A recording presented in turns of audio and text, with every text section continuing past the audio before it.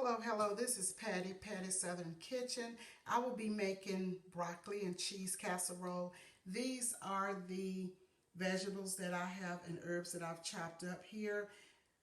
Green onion, yellow onion, fresh parsley, green, yellow, and red bell pepper. This is the cheese, Colby Jack and mild cheddar. These are my seasonings. Of course, you can use whatever you like, but this is what I'm using.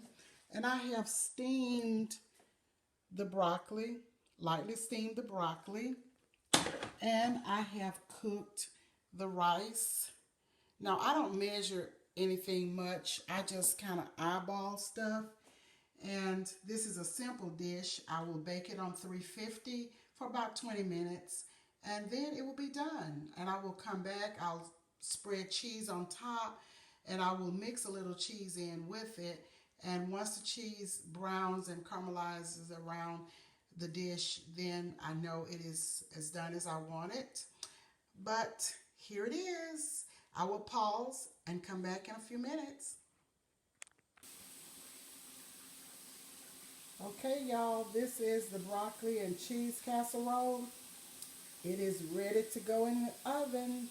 Just wanted you to see what it looked like before I put it in the oven. I'm going to pause and I'll be right back. This is Patty in Patty's Southern Kitchen.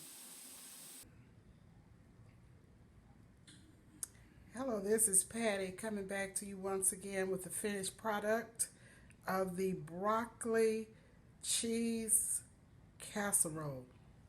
I'm going to sample a little, get a little corner here and let you know. Look at this.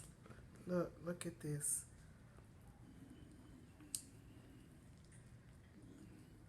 Look at this.